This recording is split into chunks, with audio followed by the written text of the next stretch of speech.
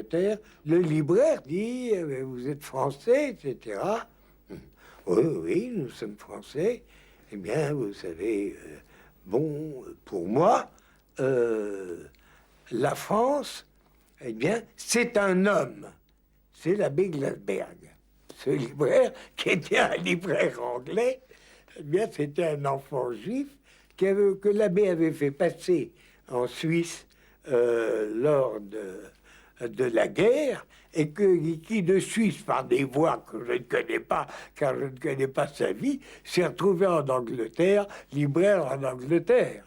C'était extraordinaire. D'ailleurs, ça illustre la grande... Pour moi, la France, c'est l'abbé Glasberg. Alors, pour moi, la France, c'est un juif ukrainien qui s'est converti au catholicisme, enfin, un affreux Jojo, finalement.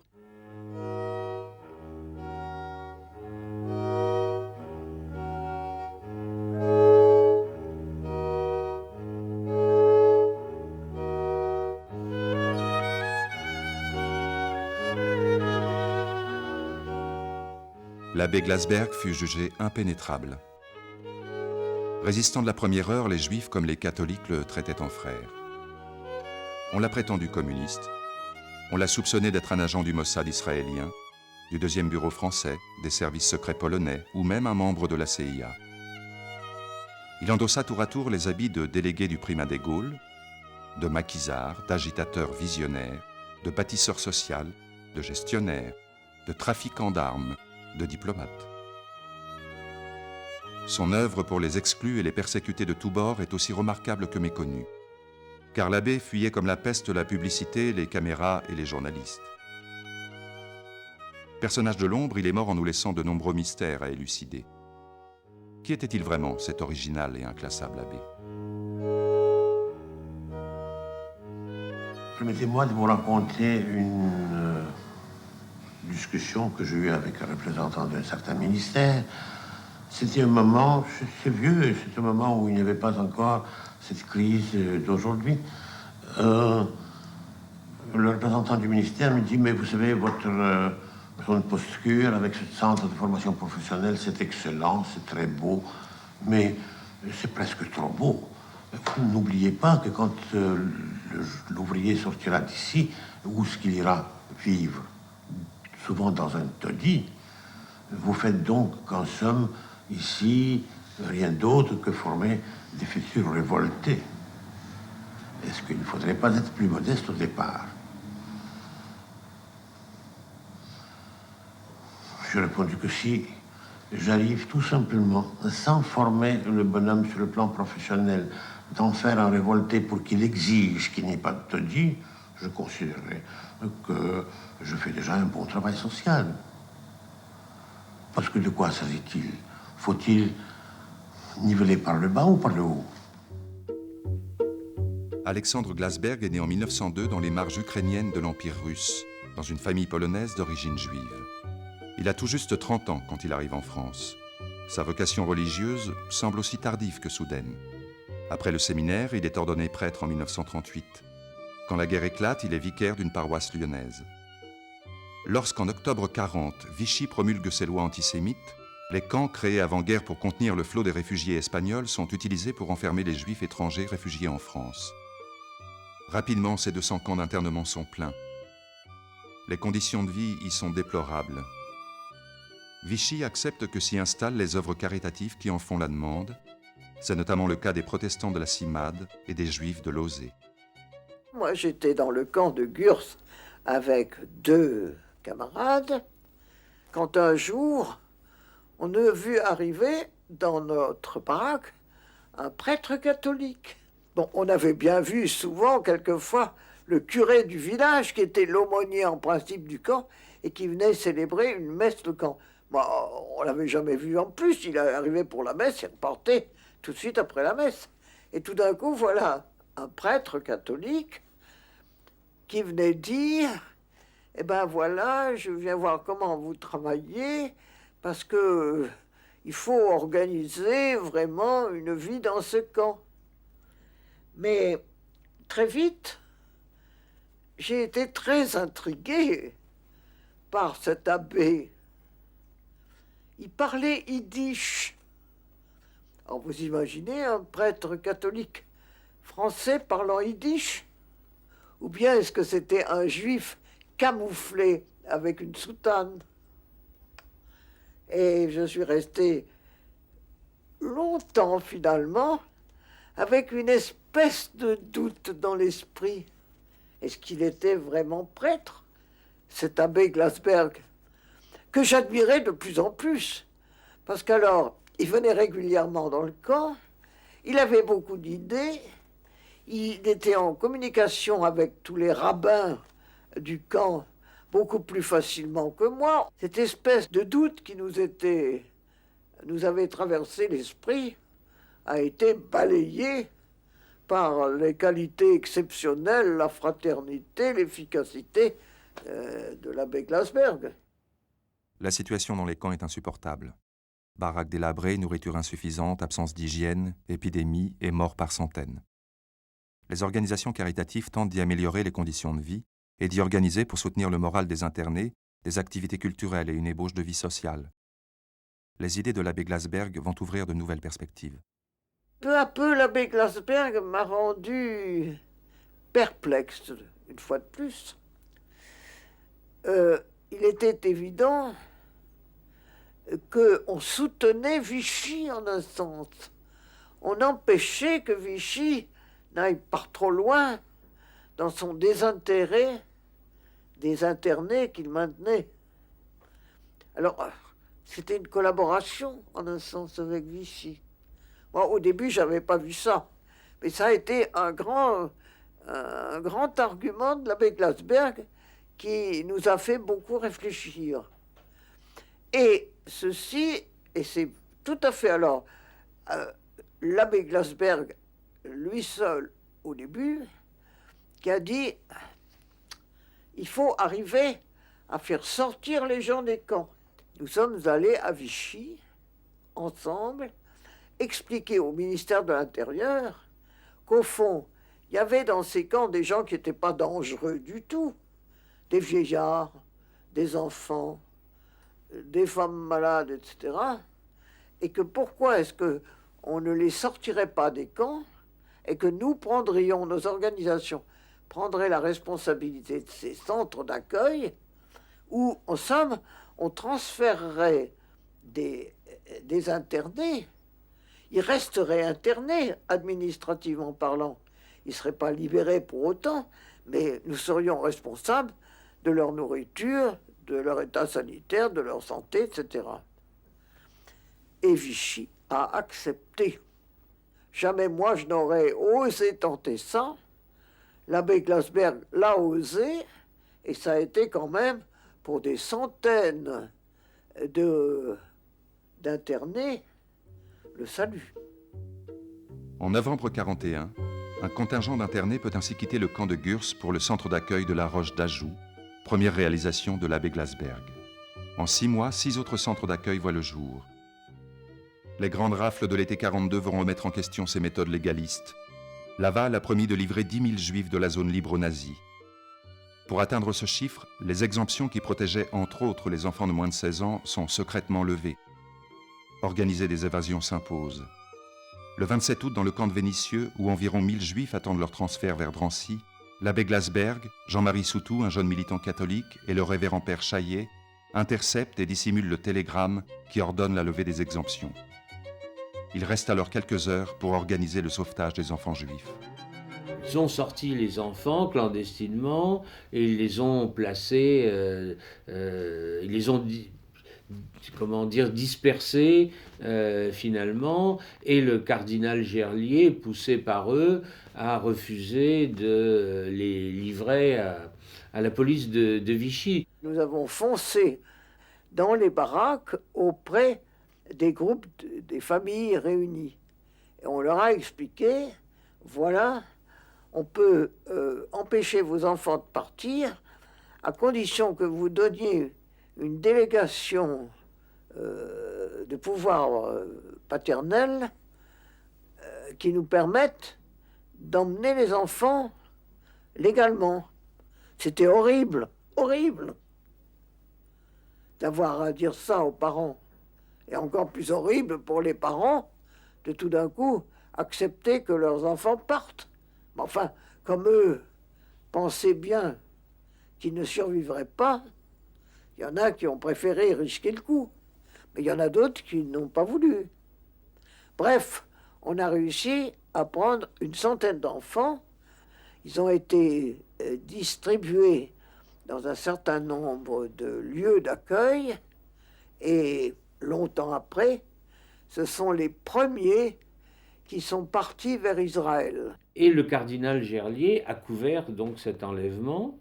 Et il a dit au préfet régional qui est venu le voir pour lui faire des reproches et pour lui demander les adresses, il lui a dit dites au président Laval qu'on ne peut pas livrer des juifs comme ça et qu'ils se servent de cet argument vis-à-vis des Allemands.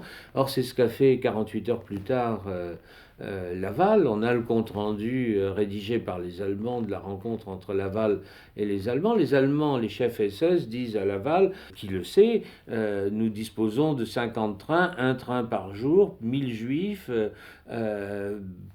Et Laval leur répond, je ne peux pas vous livrer des quotas de juifs, arrêtez de me parler de quotas de juifs, je rencontre une opposition sans pareil de la part de l'Église et elle est conduite par le cardinal Gerlier. Je crois que le grand rôle de l'abbé Glasberg a été d'avoir une influence tout à fait certaine sur le cardinal Gerlier.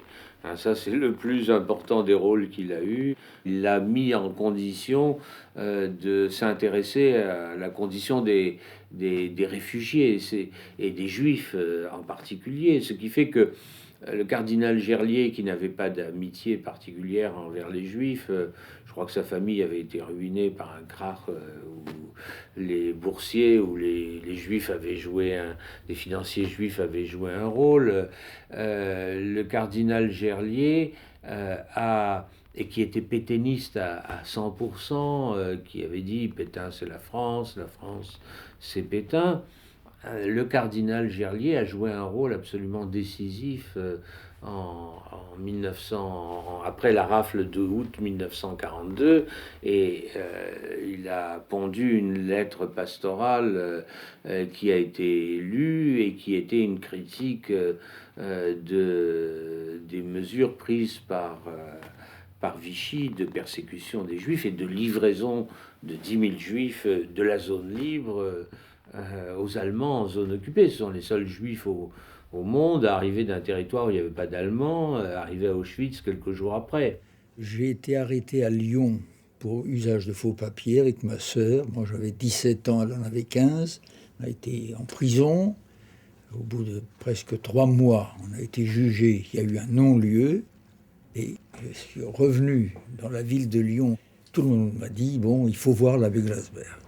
Il avait décidé de nous envoyer, moi à Casaubon, ma sœur à Vic-sur-Serre, où il y avait aussi une maison, il y avait plusieurs chantiers de l'abbé partout en France. Et ultérieurement, elle allait me rejoindre à Casaubon. Et donc c'est là, dans ce qu'on appelait le château du Béguet. C'était une belle maison, une belle bastide. Et c'est là que j'ai connu l'abbé, mais pas tellement, parce qu'il venait assez rarement quand même. Il venait, restait très peu de temps. Nous avions un lien presque affectueux, il faut bien dire, entre lui et moi. J'étais là un oiseau rare, car la population du Béguet, du château, était représentée en majorité par des juifs allemands qui avaient été exfiltrés des camps de Gurs et de Rivesaltes. Et j'étais le seul francophone sans accent. Jamais il n'a évoqué son judaïsme ou son christianisme.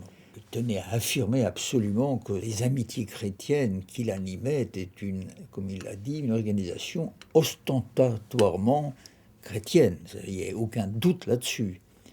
Mais il savait que j'étais d'une famille juive orthodoxe, donc il était souvent un peu plus proche de moi. Et un vendredi soir, un Shabbat, je lui ai parlé dans le coin de la table. J'ai dû évoquer, je ne savais pas dans quelles circonstances, le Shabbat, chez nous à la maison. et il m'a dit « Chante-moi les Esmirotes, c'est-à-dire les chants qui entrecoupent le repas du vendredi soir. C'est tout à fait traditionnel. » Alors je lui ai murmuré, chantonné un petit air. Il est resté songeur, moi aussi, puis c'est tout. C'est le seul moment où, si vous voulez, nous avons judaïsé. Il n'y a jamais eu la moindre tentation de récupération, enfin, comment dit-on, de nous convertir. Une tentation, pas du tout. Ça, et c'était très net, c'est-à-dire qu'il s'est tenu avec respect envers nous. C'était un homme assez jovial.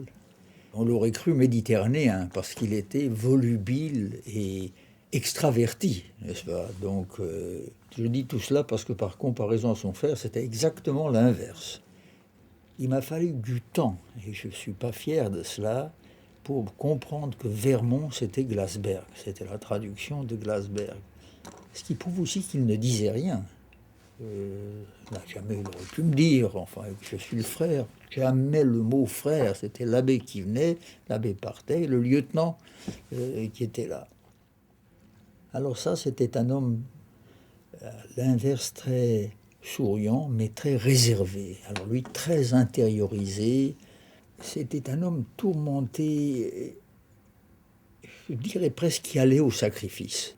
Il avait dit à des gens, si on vient m'arrêter, je ne m'enfuirai pas parce qu'il ne faut pas que l'habitant du Béguet soit mis en cause. Et effectivement, il a été dénoncé, c'est le seul qui a été dénoncé par des gens de loin, parce que c'est la Gestapo d'Agen qui, au mois d'août 1943, est venu le chercher, nommément, monsieur, il cherchait Glasberg. Et ils avaient été à la mairie, à demander à Madame Ducassé où est monsieur Glasberg. Elle a dit non, je ne connais pas, mais elle a prévenu par téléphone. Et donc Victor Vermont pouvait partir. Absolument pas. Il a dit partez. On s'enfuyait dans les champs. Alors vous savez, c'est des romans. Il faudrait parler du système de garde qu'on avait établi jour et nuit pour prévenir si quelque chose se passait. Et lui est resté dans le souci de protéger les pensionnaires. Il a été arrêté, emmené à la santé. Il est resté un bon moment, plusieurs mois. Et puis finalement déporté, il n'est pas revenu. À Lyon, évidemment, en 1942, les grandes rafles commencent. Et un matin, n'est-ce pas, comme d'habitude, je sors la première pour ramasser. Je faisais des thèses. J'ai acheté une petite machine et je faisais des thèses pour les étudiants. Et un matin, je rentre chez moi et la gardienne me fait signe de ne pas s'approcher. En effet, il y avait une entrée sur dénonciation. Et le pèlerinage commençait, parce que ne pouvant plus rentrer chez nous, j'attendais d'un côté mon époux pour le prévenir de ne pas y aller, de ne pas y retourner. D'autre part, je n'avais pas où loger, quoi faire et comment s'organiser pour coucher, rien que pour coucher. Je fais en long, en large les rues de Lyon et rien ne vient à mon esprit de quel côté se tourner. Et puis d'un seul coup, comme vraiment un symbole, je vois la rue Constantine. Rue Constantine, je rentre dans la rue Constantine que je n'ai pas encore visitée et je vois Amitié chrétienne. L'amitié chrétienne, je me suis arrêtée 5 minutes quand même pour dire si je peux ou éviter. Je monte quand même le premier étage et je rencontre Nina Gurfinkel. Dans un état vraiment lamentable, je me mets à pleurer. Elle me console comme un peu, et puis on va s'arranger, vous me laissez vos papiers et on va faire le nécessaire. Entre-temps, elle me propose d'aller dormir avec mon mari chez un Vietnamien, ce que j'accepte évidemment. Et puis le lendemain, nous venons tous les deux et nous rencontrons l'abbé Glasberg lui-même et Nina Gurfinkel qui nous attendaient tous les deux. Il me dit, voilà, vos papiers sont là, sont prêts, mais vous deviez quitter Lyon. Je me suis jetée à son cou, tout simplement, quand il m'a donné et l'argent et les papiers, c'est surtout les papiers, parce que je me suis dit, bon, je serais nourrie et logée, ça me suffisait déjà à l'époque. Il y avait des rafles à Lyon. Dans cette époque, on m'a pris 3 fois, évidemment. Je ne sais pas par quel biais, par quelle chance. La dernière, c'était la plus terrible. C'était une rafle peut-être de 2000 personnes. Et lorsque mon tour venait de me présenter devant un officier allemand, et quand je suis rentrée et que je montrais mon passeport, du nom de jeune fille, j'étais donc grisolée. Il m'a dit, il m'a tendu la perche, c'était sûr. Et moi, je n'osais pas les regarder dans les yeux. Et puis j'ai dit, je l'ai fait. Et je les regarde et je lui ai dit, grisolée, c'est un griolet. Mes parents sont partis en Pologne, je suis née en Pologne, par hasard. Mais vous êtes française, mais vous l'êtes. J'ai dit oui, je suis française.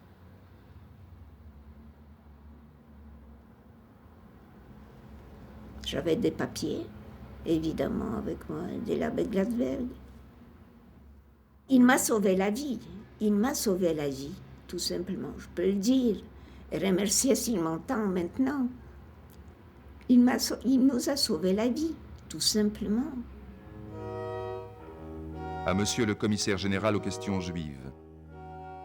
J'ai l'honneur de vous adresser ci inclus un double de la lettre du chef régional aux questions juives à Marseille, signalant l'étrange activité de l'abbé Glasberg, qui a été autorisée par Monsieur le préfet des Hautes-Alpes. En novembre 1942, après l'invasion de la zone libre, l'abbé Glasberg est recherché par la Gestapo.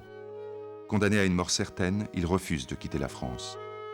Curé de campagne à Honor de Causse, il se cache sous une fausse identité, celle du curé Corvin, et devient l'un des dirigeants des maquis du Tarn-et-Garonne. Le jour où il est arrivé, c'était en hiver, ce truc-là. Alors, nous avions à Ossac, qui s'appelle Irénée, une crèche vivante, où c'est qu'il y avait l'âne et tout le truc. Et il y avait, ça rejoint ce que tu disais, Charles, que ce abbé Glasberg n'aimait pas l'argent. Et il y avait au milieu de cette crèche un enfant de chœur avec une urne et qui disait merci toutes les fois que les enfants nous mettions une pièce dedans. C'était l'amusement des petits-enfants. Il me souvient encore, maman qui me portait sur les bras, et j'allais mettre ma pièce pour voir le petit enfant de cœur qui disait merci. L'abbé Corvin arrive, ce truc-là.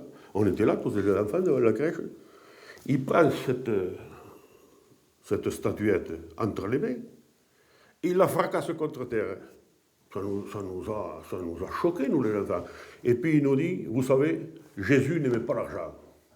Et depuis, on n'a plus l'enfant de cœur qui nous disait merci à la messe d'Ossac.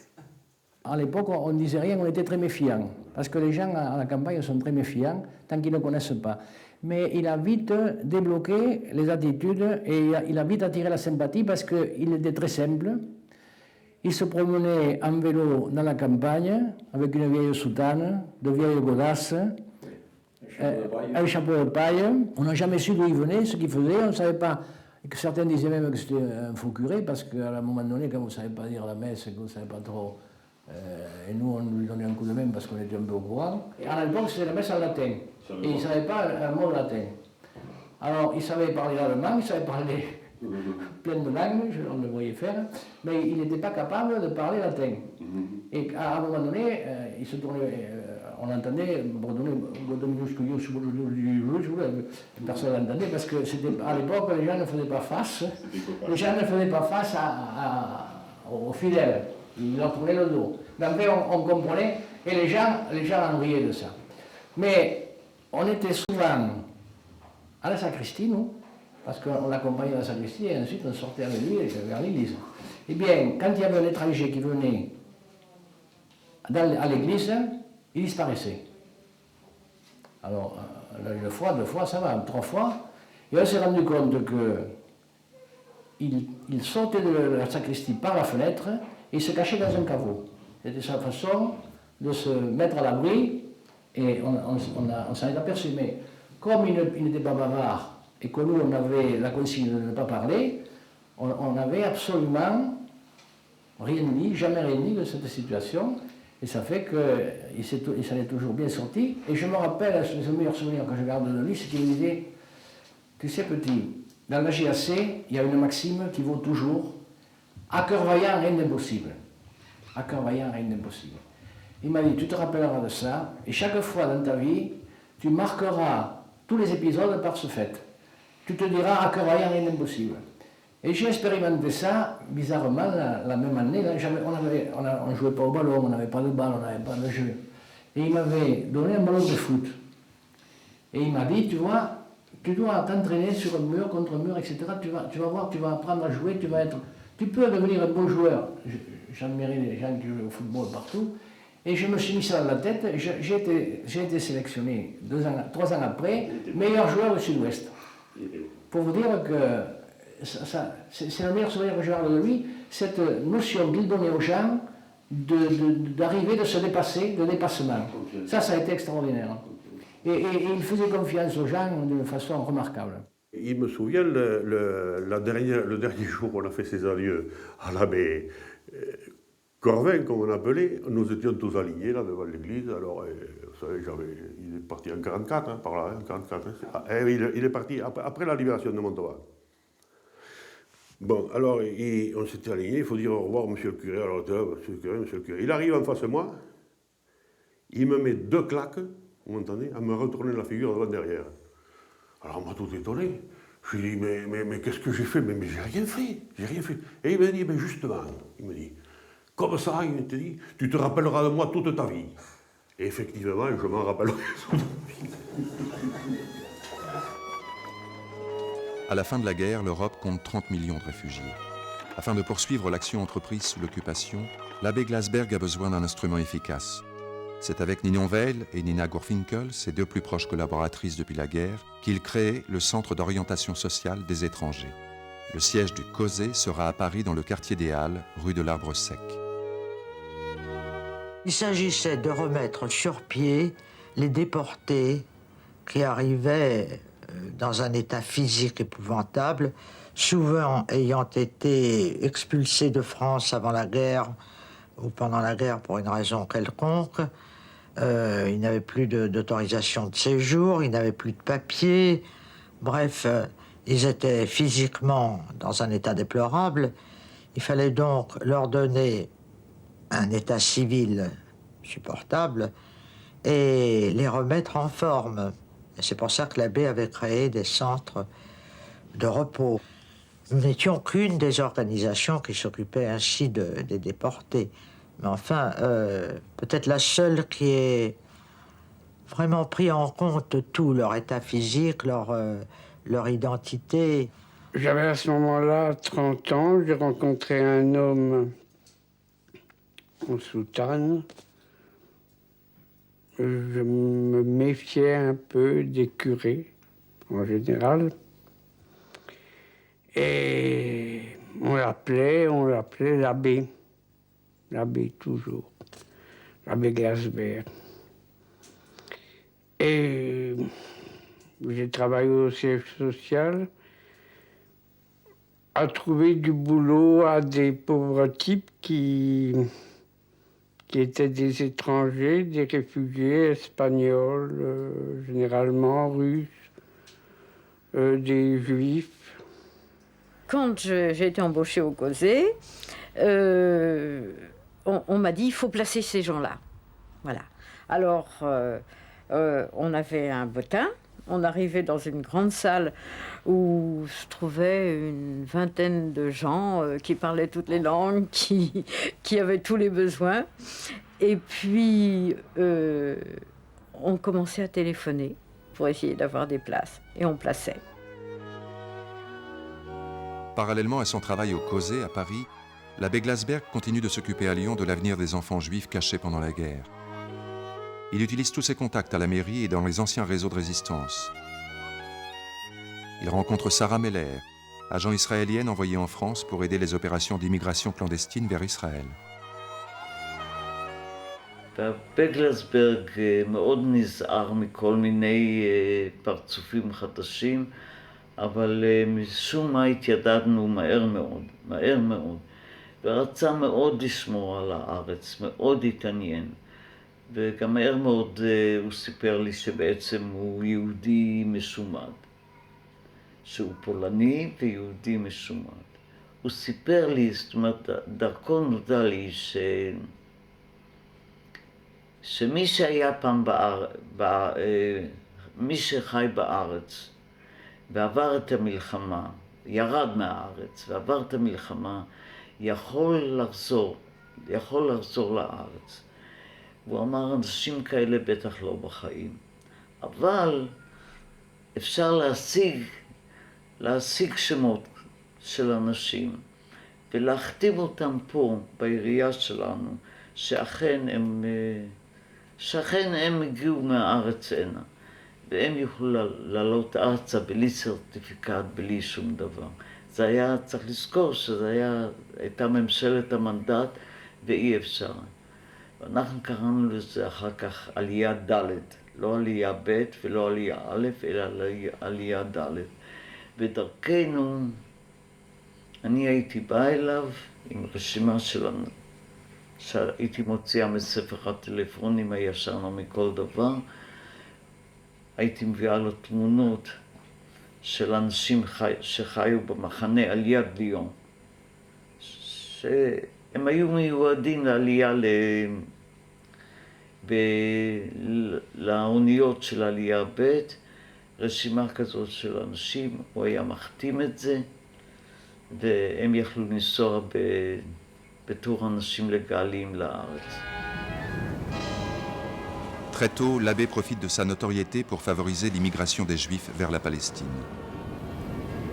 Les agents du Mossad, à l'époque l'organisation de l'immigration clandestine, préparent une opération de grande envergure destinée à soulever l'opinion publique mondiale, et plus particulièrement les Nations Unies, contre la politique britannique qui ne voulait pas laisser les rescapés des camps de la mort entrer en Palestine, mais voulait les renvoyer en Europe. L'opération consiste donc à envoyer en Palestine environ 4500 rescapés des camps dans un bateau, sachant qu'ils risquaient d'être refoulés par les Anglais et ramenés en Allemagne, à Hambourg. Et toute cette opération sera suivie par la presse mondiale. L'abbé est à nouveau sollicité par les agents du Mossad et va organiser cette opération plus connue sous le nom d'Exodus. 4000 personnes amenées par voiture à un départ de bateau, vous savez, c'est devenu quelque chose de colossal. עכשיו, 4,500 האלה באו ממקומות שונים באירופה. עכשיו, אי אפשר היה להביא אותם ימים או שבועות קודם, לא היה שם מחנה מעפילים לארגן אותם.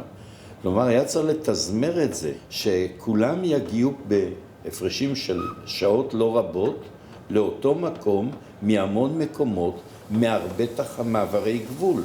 הוא הצליח לסדר שהוא ישב, בלי שהממונים על העניינים במשרד הפנים, ישב עם מרכזת טלפונים של משרד הפנים, ונתן הוראות למעברי הגבול, ותזמר את כל העסק. זה פשוט לא יאומן, וככה 4,500 איש הגיעו פחות או יותר יחד לנמל סט. הוא היה בעל תושייה בלתי רגילה. בזמן שהאקסודוס הייתה צריכה להפליג, היה חסר איזשהו נייר בשביל שהיא תפליג מפורט סט, ולא מצאו את שר הפנים שהוא היה צריך לתת את הרישיון. אז הוא לחש לי איפה הוא נמצא עם הפילגש שלו, ואם ייתנו לו אווירון עם מישהו והוא יביא אותו, או שהוא יביא את הנייר. והוא עשה את זה. הוא ידע בממשלה את הכל, מה שקורה בממשלה שלו. Les bateaux sont partis de Sète et il y a eu dès qu'ils sont sortis de Sète, il y avait des avions anglais qui les survolaient. Ils étaient suivis par des bateaux de guerre anglais à travers toute la traversée. Arrivé en Palestine, le bateau est arraisonné par les Anglais et refoulé de la Palestine via Chypre vers l'Europe. Il ne faut surtout pas laisser les passagers descendre avant la destination finale, l'Allemagne. Pour moi, l'Exodus, c'est le symbole du sionisme tel que je l'ai connu, l'acte héroïque. Ce sont ces bateaux-cages avec ces juifs victimes des camps allemands qui avaient accepté cette torture sous le soleil sans eau pendant des semaines, protestant contre la politique anglaise qui laissait plutôt mourir les gens et de les faire entrer dans ce qu'elle considérait comme leur patrie.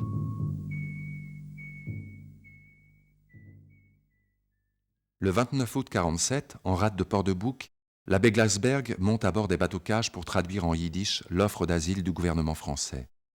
Contrairement à ce que les Français attendent de lui, l'abbé encourage les passagers de l'Exodus à ne pas quitter le bateau et à poursuivre la résistance. À terre, toujours en liaison avec le Mossad, il organise leur ravitaillement. וכשהוא עלה על האוניות האלה שעגנו מול פורט-דה-בוק, והוא אמר להם, במקום להגיד להם בואו תרדו בצרפתית או משהו, הוא אמר להם ביידיש, שזו הייתה שפת האם שלו, ihr darft nicht herausgehen von die Schiffen, bleibt in die Schiffen. אתם צריכים להישאר באוניות, אל תרדו מהאוניות. והם כמובן נדהמו מפני שהכומר תמיד הלך בתלבושת של כומר, עם צווארון לבן ועם ברט כחול. פתאום בא אליהם הכומר הזה, הוא נראית מזה יידיש, מה מלושן? Il les a encouragés d'avoir le courage de continuer jusqu'à la fin. Et ils l'ont fait, ils l'ont fait. L'été 1947, les dirigeants de l'agence juive qui œuvre pour faire adopter à l'ONU la résolution du partage de la Palestine ont un doute.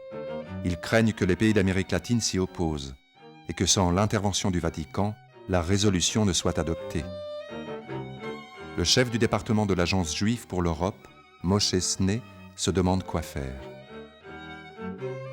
ואז כמובן די מהר הוא נזכר בידידו אבא גלסברג, קרא אותו אליו, זימן אותו אליו מהר, והתייעץ איתו. גלסברג חשב רגע ואמר לו, תשמע, יש לנו מזל. הנונציוס של האפיפיור בפריז, הנציג של האפיפיור בפריז, הוא הארכי הגמון אנג'לו ג'וזפו רונקלי, והוא כבר רכש לו מוניטין כמי שיש לו יחס חיובי מאוד ליהודים. ב-30 לספטמבר משה סנה ואבא גלסברג טסים מפריז לרומא, וב-3 באוקטובר מתקיימת פגישה. היא אכן לא התקיימה עם האפיפיור, אבל היא התקיימה עם מי שנחשב למספר 2 בוותיקן, הארכי הגמון טרדיני, שהיה הממונה על מדיניות החוץ של הוותיקן. האום נקרא להצביע. Egypt? No. Soviet Union? Yes. United Kingdom? Abstain. The United States? Yes. Yugoslavia? לימים אנחנו יודעים שרוב ארצות אמריקה הלטינית הצביעו בעד הקמת המדינה. אנחנו יודעים שנציגי הסוכנות במקומות שונים וגם שם השקיעו מאמצים אדירים בשכנוע הארצות האלה, אבל כנראה גם לשיחה הזאת של סנה עם טרדיני הייתה השפעה בולמת כנגד מגמות של לחץ ערבי על הוותיקן לפעול לכך שהם יתנגדו וישפיעו נגד ההצבעה באו"ם על חלוקת הארץ לשתי מדינות. resolution of the Dutch Committee for Palestine was adopted by 33 votes, 13 against, 10 abstentions. עצרת האומות המאוחדות החליטה על הקמת מדינה יהודית בארץ ישראל.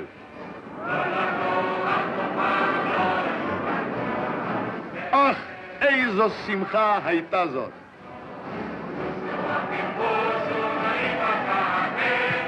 בקולות השמחה נתערבבו קולות המלחמה הקרבה ובאה.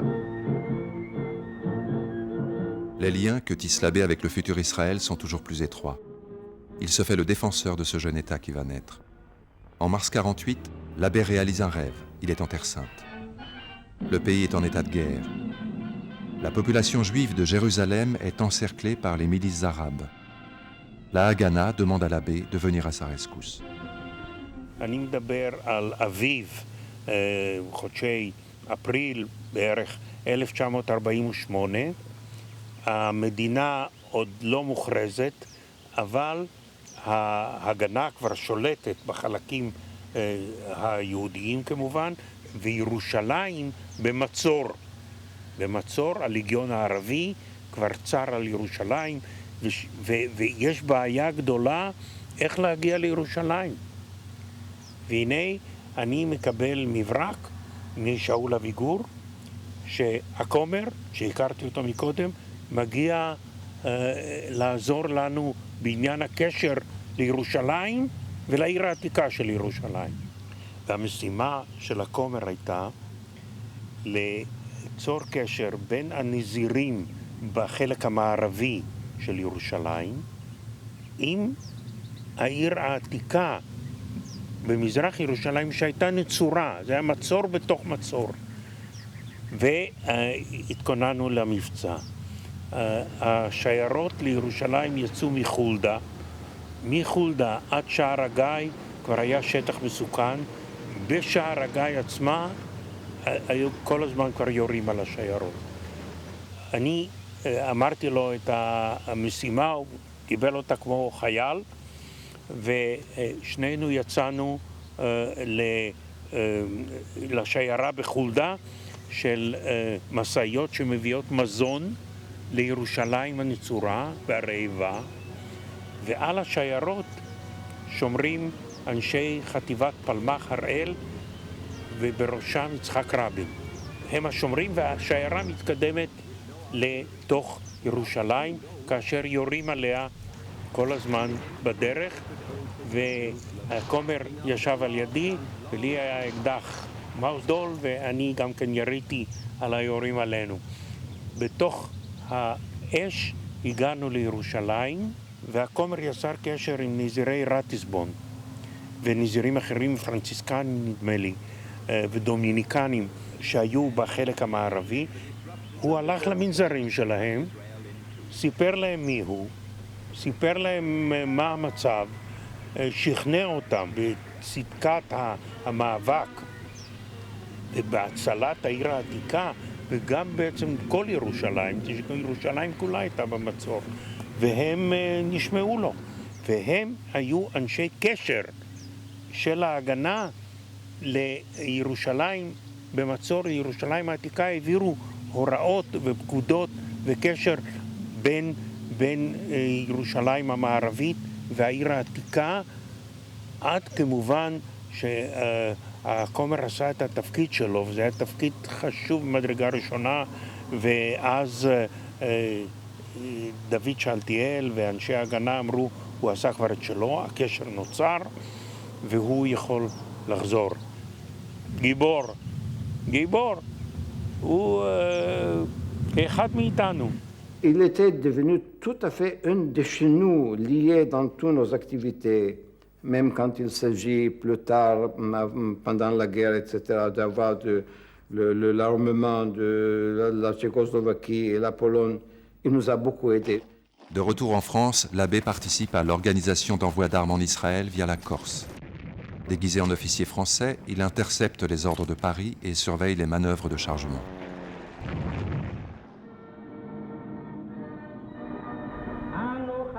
Le 14 mai 1948 à 16h, David Ben Gourion proclame la création de l'État d'Israël. We hereby proclaim the establishment of the Jewish state in Palestine to be called Medinat Yisrael. Le 15 mai, la première guerre israélo-arabe fait rage. Novembre 48. L'abbé Glasberg et Ninon sont à Téhéran. Ils y rejoignent Shlomo Hillel, jeune agent du Mossad, chargé de l'évasion des Juifs persécutés en Irak. Ensemble, ils découvrent les points de passage possibles entre l'Irak et l'Iran. Les Iraniens acceptent finalement que les Juifs irakiens transitent par leur territoire à condition qu'ils présentent des visas d'immigration pour un autre pays qu'Israël. Et ici, il vient, monsieur l'abbé, avec une aide extraordinaire, que pour moi, c'était la possibilité vraiment de réussir. Il m'a dit, tiens, pour le visa, compte sur moi. Moi, je suis prêt à arranger, en retournant à Paris, n'importe quel nombre de visas que vous avez besoin. Moi, j'ai des amis au ministère de l'Intérieur. Moi, je vais expliquer. Et toi, tu peux compter sur moi d'avoir tous les visas nécessaires pour tous les gens que tu arrives à faire venir de l'Irak en Iran. C'est ça qu'il m'a promis, c'est ce qu'il a fait. Et ça, c'était la plus grande contribution de l'abbé pour qu'on puisse réussir dans cet ouvrage de sauvetage. La voie ainsi ouverte permet de sauver 12 000 personnes. Plus tard, les 110 000 Juifs d'Irak emprunteront le même chemin. Parallèlement à son action en faveur d'Israël, Alexandre Glasberg se bat à Paris sur d'autres fronts. L'afflux des réfugiés prouve que l'abbé a vu juste et que le COSE répond aux besoins du moment. Ils sont Russes blancs ruinés, républicains espagnols, Juifs de Pologne, d'Allemagne ou de Hongrie, survivants des camps. Ils seront bientôt déserteurs portugais, algériens chassés par la guerre, transfuges des démocraties populaires. Il fallait intégrer ces gens, tous ces exclus, les intégrer, mais par le travail, par l'alphabétisation, parce qu'ils avaient droit à être des hommes, ils avaient droit à travailler, ils avaient droit à s'épanouir, et point, quoi. Oui, je suppose qu'actuellement, trouver du travail à des hommes qui arrivent d'un pays étranger, qui parfois ne parlent pas la langue du pays, et surtout dans la situation économique actuelle, ça ne doit pas être très facile tous les jours. Évidemment que c'est très difficile.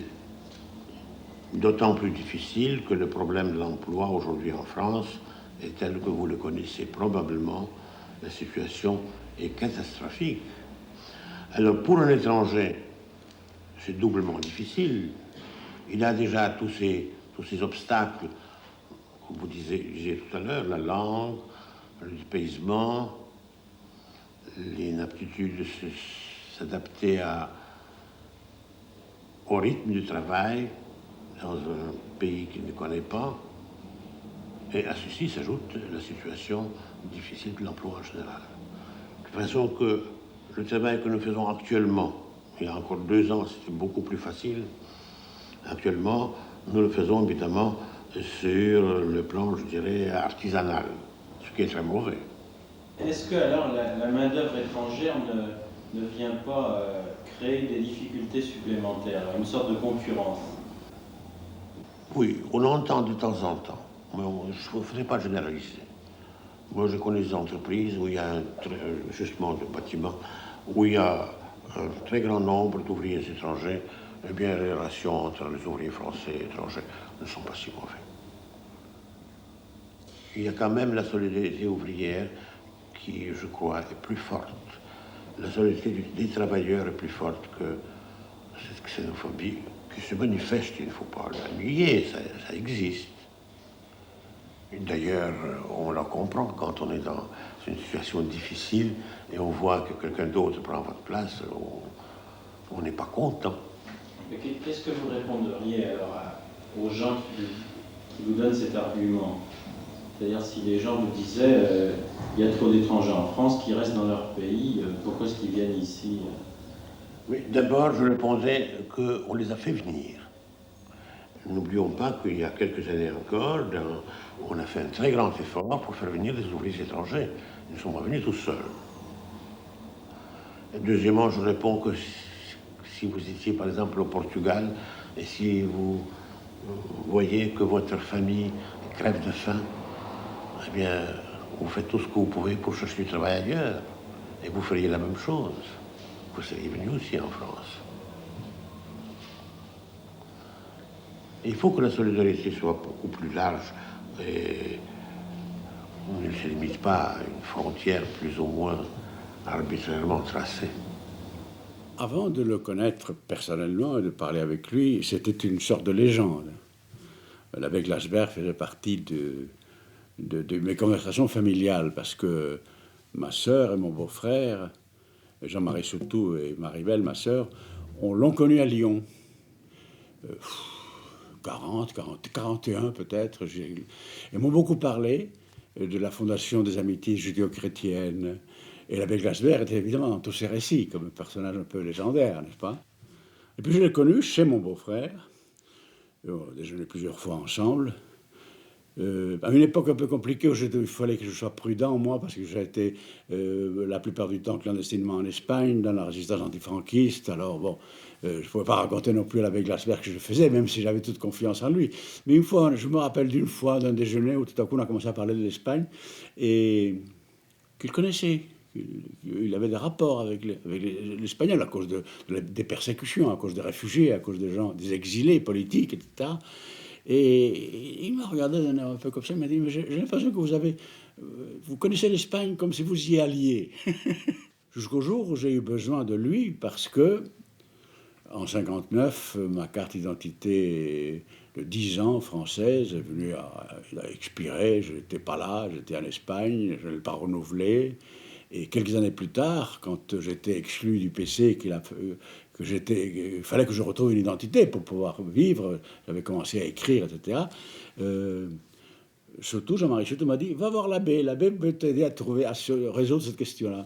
Et j'ai donc retrouvé rue de l'Arbre Sec, où était l'association qu'il avait créée, qu'il dirigeait, d'aide aux réfugiés. Et je crois que ce jour-là, quand j'étais le voir, il m'a reçu tout de suite. Il y avait dans l'antichambre des gens de plusieurs nationalités, un peu l'échantillon de l'Europe persécutée, de l'Europe exilée, de l'Europe politique. Et ça a été miraculeux, parce que l'abbé a téléphoné devant moi et puis m'a donné une lettre pour la directrice, c'était une femme, du service des étrangers à la préfecture de police. Que j'étais voir, la date prévue, en disant, écoutez, ne lui dites pas la vérité, c'est pas la peine de la charger avec une vérité qui peut l'embêter. Dites-lui que vous êtes déporté, ce qui est vrai, et que comme déporté, vous êtes un peu comme ça, et que vous avez oublié la date de renouvellement des papiers, que donc c'était un hasard un peu. J'étais voir, et la directrice avait fait venir mon dossier de la préfecture. Je me rappellerai toujours, le dossier était, je sais pas, il avait un demi-mètre de hauteur, le dossier. Elle m'a dit, vous comprenez bien que je ne veux pas examiner ce dossier-là, parce qu'on en a pour des semaines. Et en un quart d'heure, j'ai eu de nouveau une carte de séjour de 10 ans, que j'avais déjà avant, renouvelée, à partir de la date de l'expiration de 59, ça c'était à l'avoir en 63 à peu près, 62-63. Donc l'abbé Glasberg, après je lui ai dit à quel point il avait vraiment la main heureuse et verte, parce que ça a été miraculeux.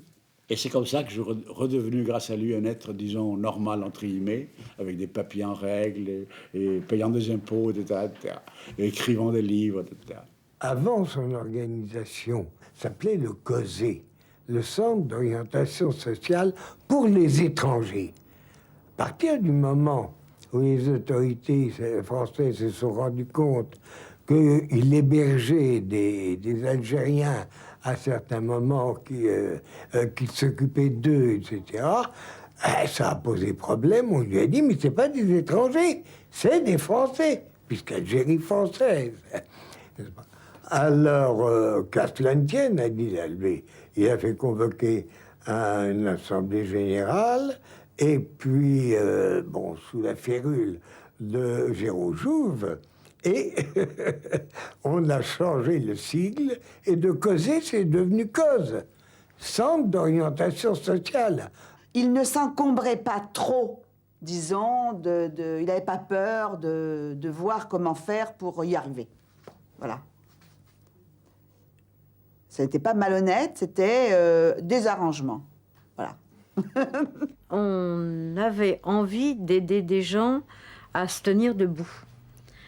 Et je crois alors que l'abbé détestait la notion de charité dans le sens de l'aumône, quoi.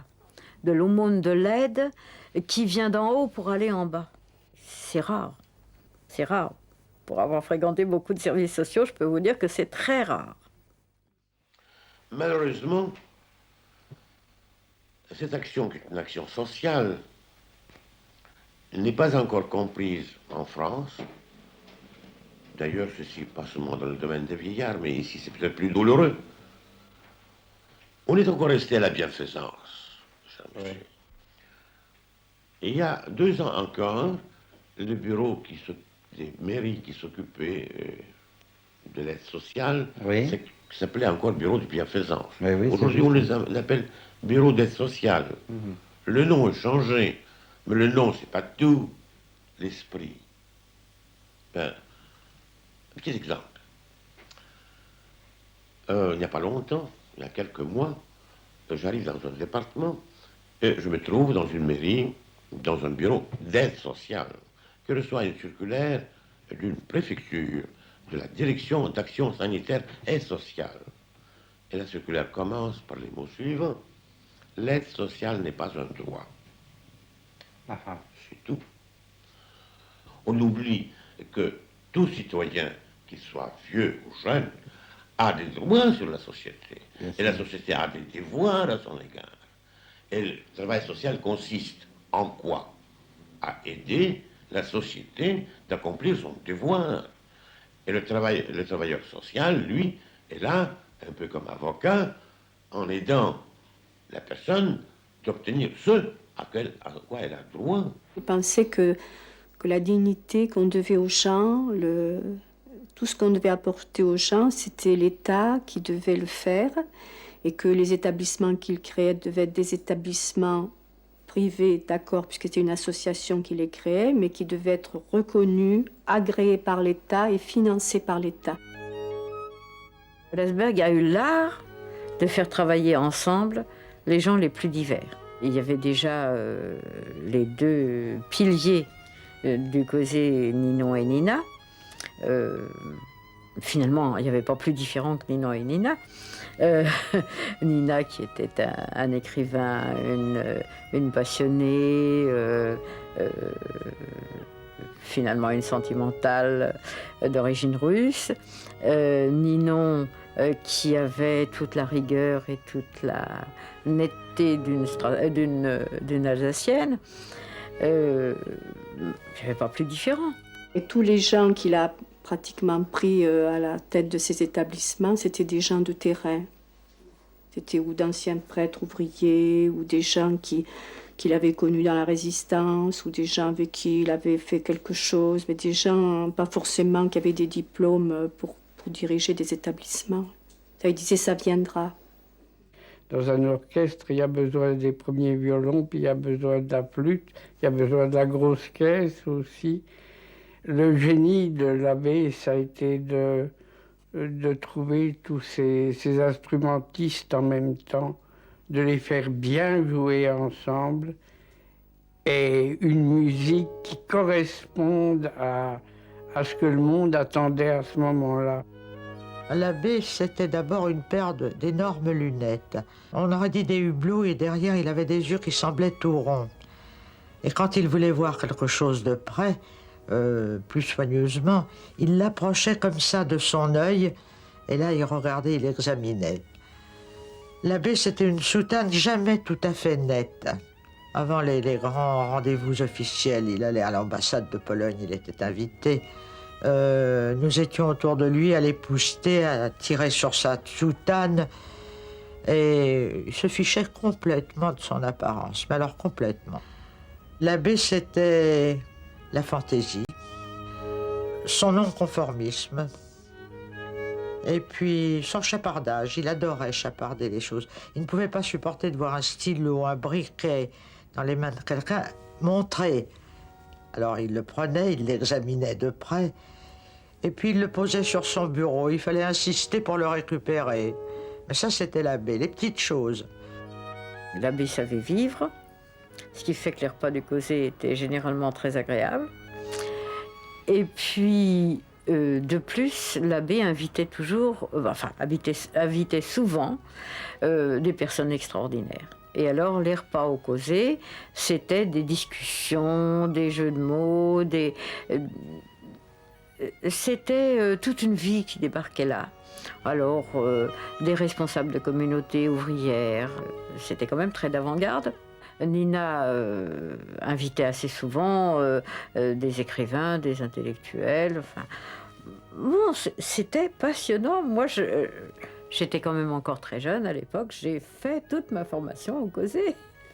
J'ai appris à travailler au causé, mais j'ai appris aussi à connaître des tas de façons différentes de vivre et de penser. En plus de ses multiples activités, l'abbé Glasberg reste avant tout un travailleur social, un bâtisseur, un visionnaire. Il ne cesse de s'adapter aux besoins sociaux. Il inaugure entre 1946 et 1967 avec le causé 7 établissements laïques. Nanteau soigne les tuberculeux convalescents puis les personnes handicapées, tout en les réadaptant professionnellement. Cachan puis Montreuil recueille, forme et aide à la réinsertion des jeunes marginaux. Hyères, Marvejols, Dijon héberge confortablement des personnes âgées. Peu à peu, le causé se mobilise contre des formes moins visibles et plus insidieuses de l'exclusion. On a été longtemps appelé la maison des étrangers. Je crois que c'est quand même la seule maison qui a été créée où il y avait comme ça ce brassage de population. Et c'était voulu, quoi. Parce que l'abbé était contre les ghettos. Déjà, il y avait quand même le ghetto du fait que c'était des gens âgés. C'est toujours une idée de ghetto. Mais alors, quand on a les mêmes idées, il trouvait que c'était pas bien. Lui, il était pour qu'on se mélange, pour qu'on se connaisse, pour qu'on s'enrichisse, pour qu'on s'étripe, mais que tout ça, ça bouillonne, quoi. C'était un peu dans l'esprit de l'abbé. Il y avait les Russes blancs qui avaient été des princes, puis il y avait les Ukrainiens qui avaient été de pauvres paysans dans leur pays, donc ils ne pouvaient pas se voir entre eux. Alors, il a fallu bien sûr composer, mais je crois que ce qui a aidé justement, c'est la structure de la maison, où les gens avaient chacun leur chambre, où ils pouvaient reconstituer un petit univers à eux, qui a aidé à ce que tout le monde vive paisiblement et à accepter l'autre. Il ne faut pas oublier qu'on était en 64, 65, 66, qu'à ce moment-là, les maisons de retraite, c'était des... Hein? C'était des hospices encore. C'était des hospices où les hommes étaient séparés des femmes. Et je peux vous dire ce qu'on lui a dit à l'abbé Glasberg quand il a parlé de faire une maison de retraite à Marvejols, et où il y aurait des couples, il y aurait des chambres de couple et des chambres pour des hommes, puis des chambres pour des femmes. On lui a dit, on savait que vous étiez fou, mais pas à ce point-là.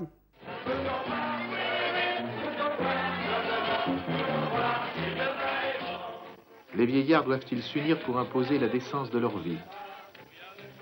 En attendant, ces hommes justes soulagent 30 000 d'entre eux.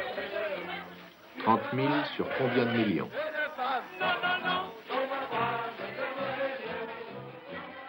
Donc, la maison de retraite actuelle, vous m'avez posé la question de quoi est-ce qu'elle doit avoir l'air, comment est-ce qu'elle doit être. Oui, oui. Eh bien, je vous dis, d'abord, une indépendance aussi grande que possible, le WC, la kitchenette, le cabinet de toilette, la possibilité de recevoir chez soi, et en même temps, une possibilité d'un certain contact avec la population environnante pour ne pas casser l'isolement, oui. Casser cet isolement et casser ce ghetto. Madame Tolaire, je crois que Madame Tolaire a une lettre. J'ai biscotte, Madame Tolaire. Être âgé constitue une barrière, être étranger en constitue une autre. Mais j'étais déporté à Auschwitz et j'ai retourné avec un groupe vers Roumanie et par Theresienstadt. C'est ça. Vous êtes resté longtemps à Auschwitz, madame? Une année.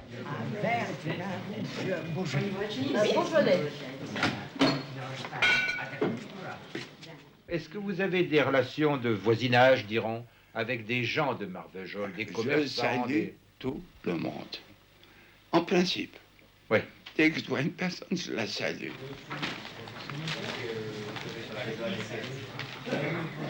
Madame Zoller, qu'est-ce que vous pensez de cette maison de retraite ici à Marvejols?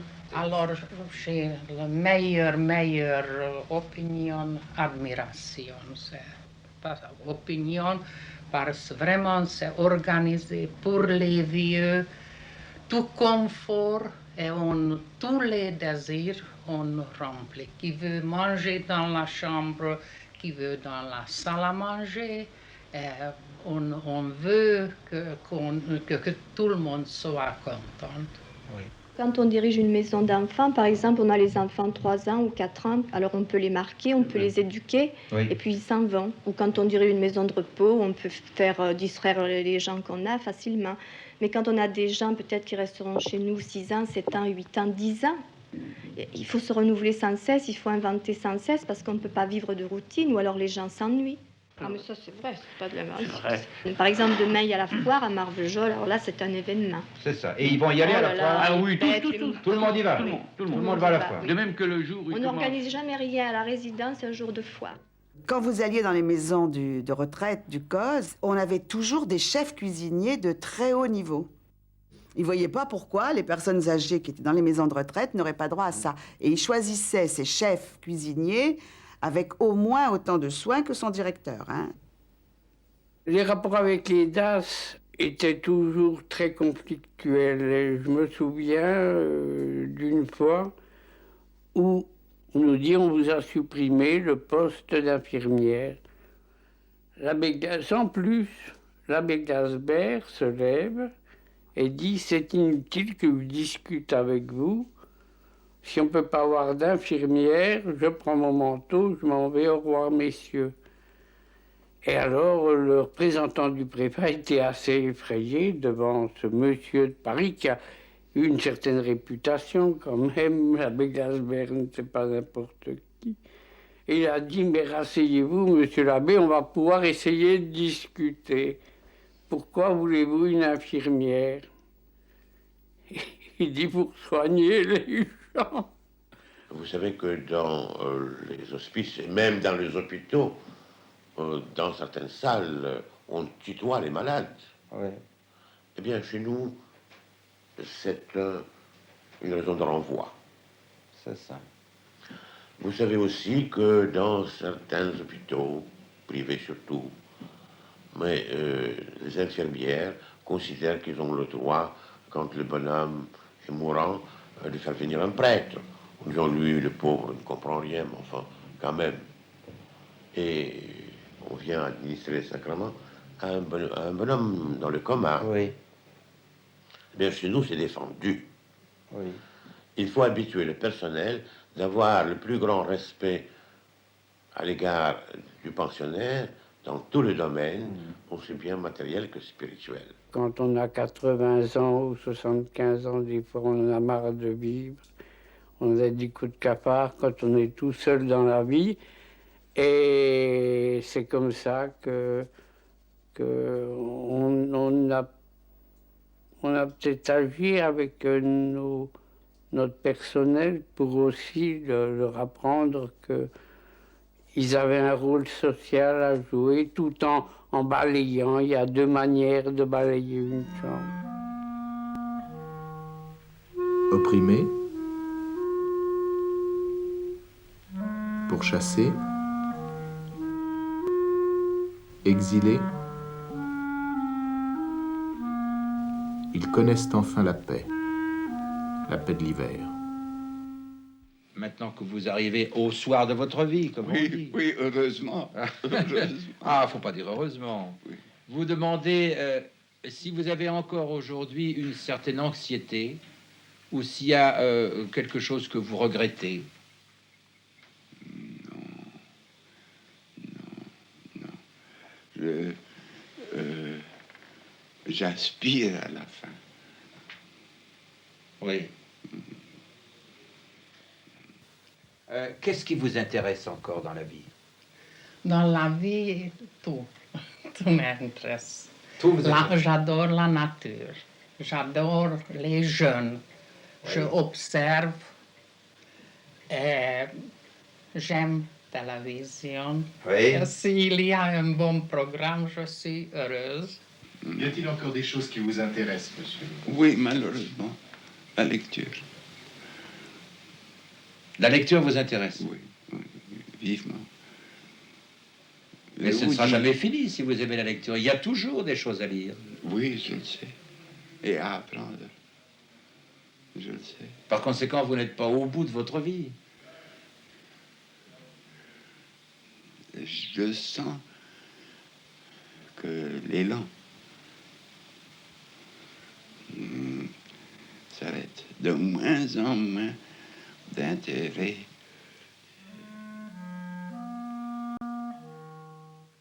Alors que l'abbé continue en France de révolutionner le travail social, il a toujours le regard tourné vers le monde.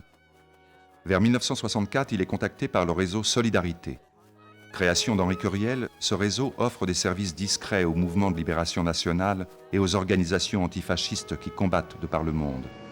De l'Espagne de Franco jusqu'à la Grèce des colonels, en passant par le Portugal de Salazar. L'abbé se rendit notamment au Cameroun. Il est vrai qu'il a mené des actions qui pouvaient être considérées comme des actions pas très orthodoxes, si l'on peut dire cela, pour un prêtre qui était un prêtre de l'Église catholique, apostolique et romaine. En boulimique de l'action, l'abbé Glasberg a toujours les yeux tournés vers Israël, en pleine effervescence et construction. Les kibboutz fleurissent toujours plus nombreux dans le désert. Par la suite, il est parti en Israël et dans les kibboutz. C'est parce qu'il était la notion du début, n'est-ce pas? Alors pour l'abbé, c'était très proche du social, n'est-ce pas? Et il a pris les armes pour défendre les kibboutz. Le curé lui permettait des choses que le juif ordinaire n'aurait sans doute pas pu faire. Il avait des liaisons avec les milieux catholiques, il avait une influence, il avait des contacts assez importants et assez précis pour pouvoir rendre des services que n'importe qui n'aurait pas pu rendre. Et il semble avoir rendu des services, même dans le domaine militaire, à travers Teddy Kollek, qui était un grand ramasseur d'armes à cette époque-là, avant de devenir le maire bien connu de Jérusalem. Voilà, je sais aussi, mais indirectement, qu'il a été de ceux qui, au lendemain de la guerre des 6 jours, ont réagi négativement à une situation sur le terrain. Israël s'est trouvé dans les territoires. Et beaucoup de gens à l'époque, parmi les gens de gauche, considéraient que c'était dangereux. Il est devenu un peu fâché avec nous à cause du sort des Palestiniens. Mais ça, je dois vous dire en toute sincérité, ça n'a jamais arrêté l'amitié profonde que nous avons eue vers M. l'abbé et qu'il avait vers Israël, malgré le fait qu'il était fâché avec nous à cause de la continuation de l'occupation, etc., et le sort des Palestiniens. Justement, les rapports ultérieurs ont été très distendus et ont été d'autant plus distendus que la position de l'abbé vis-à-vis de l'État d'Israël devenait de plus en plus réticente et qu'il se tournait vers le problème qui était le peuple palestinien et où il comprenait bien qu'il n'y aurait pas de paix possible dans cette région du Moyen-Orient si on n'arrivait pas à une paix entre les deux peuples. הוא קצת התייאש והתאכזב. מדוע הממשלה שהוא כל כך עזר לה, ממשלת היהודים, לא מבינה שצריך להתחלק, שיש עוד צד, צריך להסתדר. הוא אמר, הנה, אני מוצא אותך וחברים שלך, שביניהם גם אנשי צבא לשעבר, כמו מתי פלד, כמו מאיר פעיל, שהם בדעות שלך. על שתי מדינות לשני עמים, הכרה שיש עם פלסטיני. ולא רק זה, הוא אמר לי, אני יודע שאתה פה הולך להיפגש פעם ראשונה בדרג גבוה עם נציג של אש"ף. וזה יהיה, זאת אומרת, אני אמרתי לו שזה יהיה דוקטור איסאם סרטאווי, אחד מהאנשים הכי אמיצים שהכרתי, איש קרוב מאוד היה לערפאת. מצאתי לנכון להפגיש אותו גם עם פייר מנדס פרנס, שעזר לנו, שהיה ראש ממשלה צרפתי ויהודי, וידע על הפגישות האלה, וגם עם הבג לסבר, שהיה ידיד שלי משכבר הימים, והיה עד למפגשים עם סרטאווי, ומאוד מאוד עודד אותי.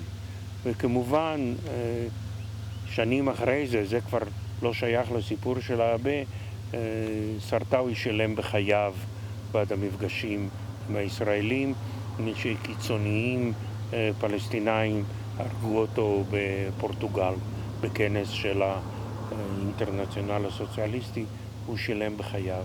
משה סנה היה הראשון במדינת ישראל שעוד בעיצומה של מלחמת ששת הימים, ביום החמישי של מלחמת ששת הימים, קרא לממשלת ישראל להכיר בזכות ההגדרה העצמית של העם הערבי הפלסטיני ולעשות איתו שלום. הבג לסברג היה שותף מלא להשקפות האלה. והכימיה שבלאו הכי שררה ביניהם עוד משנת 47' קיבלה עכשיו ממד חדש, ממד פוליטי, ואני חושב שהבג לסברג וגם סנה, שניהם, היו מאושרים מכך שהם מצאו שפה משותפת לא רק במאבק על הצלת היהודים אחרי המלחמה או בזמן המלחמה, ולא רק במאבק להקמת מדינת ישראל, אלא גם במאבק על עשיית שלום, שהוא התנאי היחידי שבו ישראל יכולה להבטיח את עתידה. הוא ניסה לפעול, הוא דיבר גם איתי על הקמת איזה מועדון דיסקרטי של מספר קטן של ישראלים, פלסטינאים ואירופאים שינסו בצנעה בשקט לברר דרכים להשכנת שלום בין שני העמים. עוד מעט תמלאנה 40 שנה למלחמה ההיא, ועדיין אנחנו מחפשים את הדרך. Pour l'abbé, il y avait deux grandes déceptions. Et c'était Israël et la Russie. Parce qu'il croyait beaucoup dans la Russie. Je crois qu'il était homme de gauche. Il pensait qu'il y a une chose extraordinaire dans le monde soviétique et les Russes. Et quand il y avait l'événement en Hongrie, là, quand les Russes ont attaqué, il y avait le massacre en Hongrie, il avait une déception terrible de la Russie.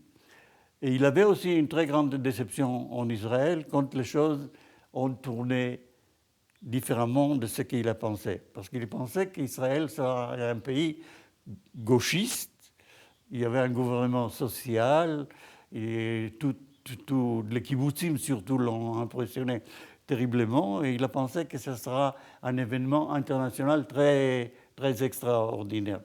Et ces déceptions l'ont marqué très profondément. Et quand je l'ai vu beaucoup plus tard à Paris. L'abbé se consacre encore et toujours aux vaincus, aux opprimés, et prend fait et cause pour ceux qui souffrent le plus, les réfugiés. Il travaille en étroite collaboration avec Henriette Taviani, du Haut Commissariat des Nations Unies pour les réfugiés. Et en 1971, l'abbé fonde avec le docteur Gerold de Wangen et le pasteur Beaumont un outil mieux adapté aux problèmes croissants que rencontrent les réfugiés. C'est l'association France Terre d'Asile, dont il sera jusqu'à sa mort en 1981 le trésorier. Chaque fois qu'il y a des problèmes sociaux dans un pays, on a tendance à accuser les étrangers et les plus faibles d'entre eux, les réfugiés. Donc, il y a eu l'idée de faire un comité de vigilance sur ce qui se passait. C'était autour des années 68, etc. De l'année 68, etc. Et c'est cette idée-là qui a évolué vers France Terre d'Asile. Mais France Terre d'Asile devait être une plateforme de défense du droit d'asile, de promotion du droit d'asile, et qui lance des idées concernant l'accueil des réfugiés. Et ça, c'est l'abbé qui avait dit, mais il faut absolument utiliser la législation sociale française pour créer un dispositif d'accueil. Alors après, concrètement, c'est Guérold surtout et moi qui l'avons mis en place, ce dispositif d'accueil, mais l'idée est venue de lui. Le 4 novembre 1973, les premiers réfugiés du Chili se posent à Orly. Ils sont accueillis en famille dans des centres provisoires d'hébergement. C'est la première victoire de France Terre d'Asile. L'association en connaîtra d'autres. Bientôt viendront les Argentins, les Vietnamiens, les Cambodgiens, les Kurdes. ספק אם יש עוד הרבה אנשים, או בכלל אנשים, שבמהלך שנות חייהם הצילו כל כך הרבה אנשים, בכל כך הרבה מקומות, מסכנת מוות. Il agissait, il ne militait pas. Toutes ces idées dont on parle, dont on a l'impression qu'il a vécu, je ne l'ai jamais vu réellement les défendre. Mais je l'ai toujours vu créer les organismes, créer les actions nécessaires pour que ces idées soient défendues. C'est là aussi où c'était vraiment quelqu'un de très original. Parce que la plupart des gens parlent en même temps qu'ils font quelque chose. Alors que lui, il parlait fort peu, il donnait fort peu l'explication de ce qu'il faisait, mais il faisait. C'était un homme qui pouvait être très désagréable, parce qu'il avait quand même des ennemis. Là, on est en train de parler de l'abbé, nous l'aimions, ça a été pour nous une perte énorme quand sa disparition, mais il était très énervant, parce qu'il avait une façon de parler dans les réunions, de couper la parole aux gens qui ne lui plaisaient pas, et de leur dire de se taire, etc. C'était assez difficile quand même. L'abbé Glasberg gagnait sa liberté à force de clandestinité. C'est-à-dire qu'en fait, il s'est imposé à l'Église en empêchant totalement l'Église de mettre son grain de sel dans ce qu'il faisait. Je crois que l'Église n'a jamais eu droit de regard dans son travail social et qu'il n'a jamais demandé la moindre autorisation pour faire ce qu'il avait envie de faire. C'est tout. C'est tout. Il s'est imposé comme ça, un peu comme un gros nounours qu'il était en avançant, sans demander à qui que ce soit s'il avait le droit d'avancer.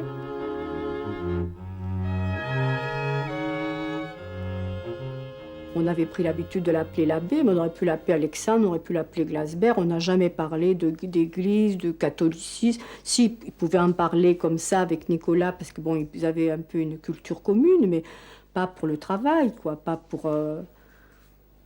C'était pas parce qu'il était catholique ou chrétien que l'abbé faisait ça, je ne pense pas.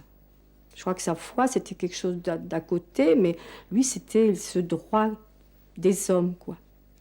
Je ne pensais pas à l'abbé en tant qu'abbé, à vrai dire. C'était quelque chose qui... C'était naturel qu'il soit là. Mais je n'ai pas pensé à ses fonctions religieuses. Il n'en parlait pas. Et j'ai appris, je ne me souviens plus comment, que tous les matins, avant de venir au bureau, eh bien, il disait sa messe. Bon. L'abbé Glasberg avait gardé quelque chose de cette mystique d'Ancien Testament, de droiture, de passion aussi. La passion d'Abraham, la passion de Moïse. Écoutez, ça ne m'a jamais choqué. Je ne sais pas, je l'ai accepté tout de suite, tel qu'il était. C'était un curé, il avait un nom juif, il était juif, il parlait yiddish et c'était un curé, bon. Et alors, c'était l'abbé. Vous savez, il y a un proverbe en hébreu, c'est difficile d'être juif. Et tous les juifs connaissent ça. Comment c'est difficile d'être juif? Alors, pour taquiner M. l'abbé, alors je dis, M. l'abbé, c'est difficile d'être chrétien. Alors il a réfléchi un petit moment, il avait un sens d'humour fantastique, tout à fait juif. Il a dit, tu sais Maurice, moi j'étais à l'époque Maurice Pérez, surtout c'est difficile d'être juif et chrétien en même temps. Dans une petite ville polonaise, à 200 km de Varsovie, vivait la sœur aînée de l'abbé Glasberg. Mon père était d'origine juive et ma mère était aussi d'origine juive, mais plus lointaine.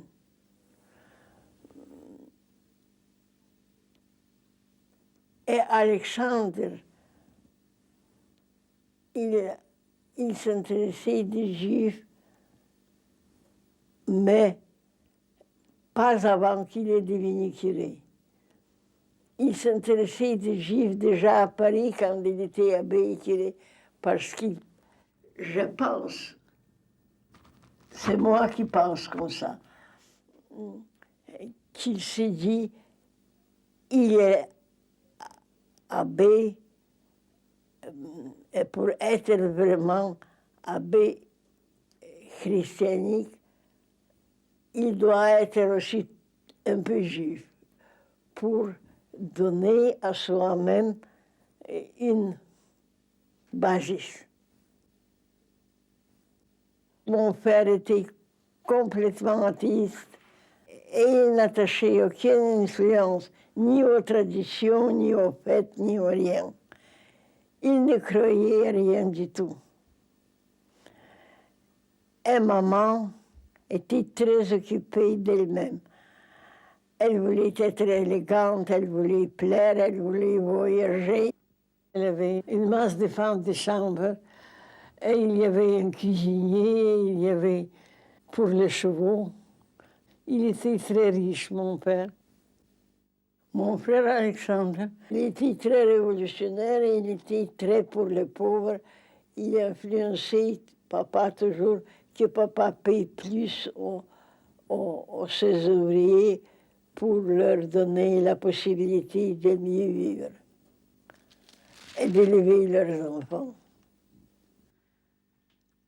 Il avait toujours des billets pour les théâtres, il aimait les restaurants, il aimait la vie luxe, il aimait beaucoup les femmes. C'était un grand changement pour lui de devenir curé, de devenir pauvre. Il ne voulait jamais qu'on lui rappelle que ses parents étaient riches, qu'il avait tout.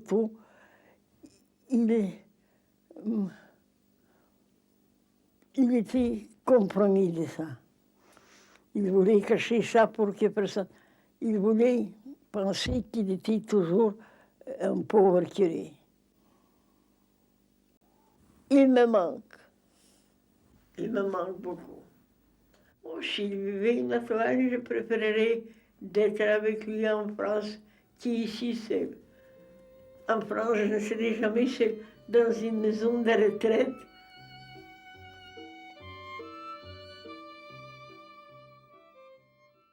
Au moment où l'abbé a eu la Légion d'honneur, d'abord pour lui, ça a été quelque chose d'extraordinaire.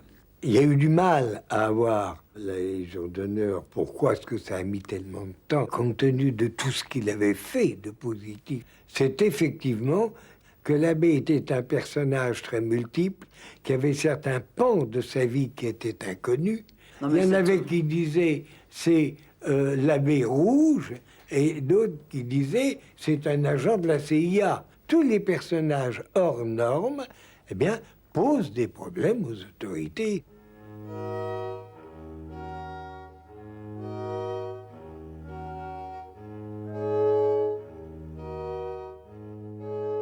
Le 12 janvier 2004, la médaille de Juste a été décernée à l'abbé Glasberg et à son frère, Victor Vermont.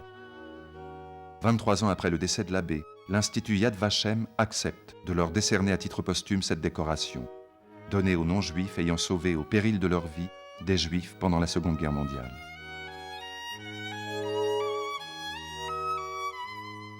הוא יהודי, ששמו היה גלסברג, זה לא שייך לעניין הזה.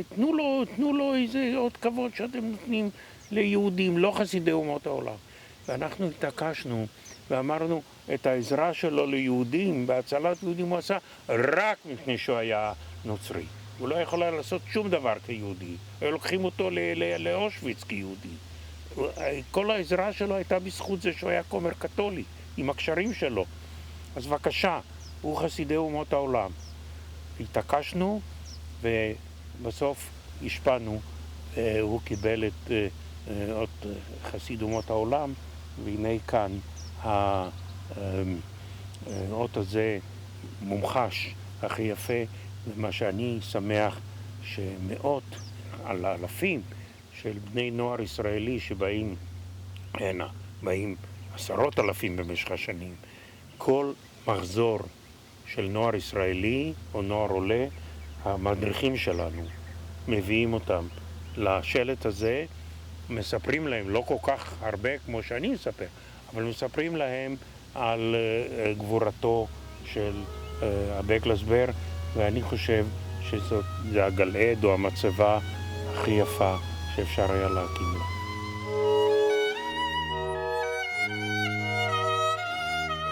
Sur la frontière entre Israël et l'Égypte, nous avons planté une petite forêt en l'honneur de M. l'abbé Glasberg. J'étais récemment, c'est pas un arbre ou deux arbres, c'est des centaines d'arbres. Et moi, je dois dire que pour nous, c'était un devoir, si vous voulez, que nous l'avons fait avec beaucoup, beaucoup d'amour de tous ceux qui ont rencontré M. l'abbé et travaillé avec lui.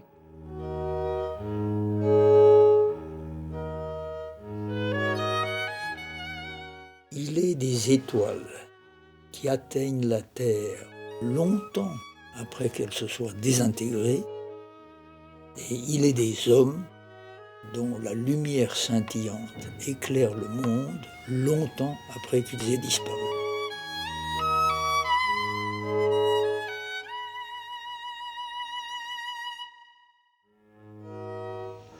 On parle souvent d'établissement ou d'initiative pilote. On abuse, c'est galvaudé cette expression maintenant.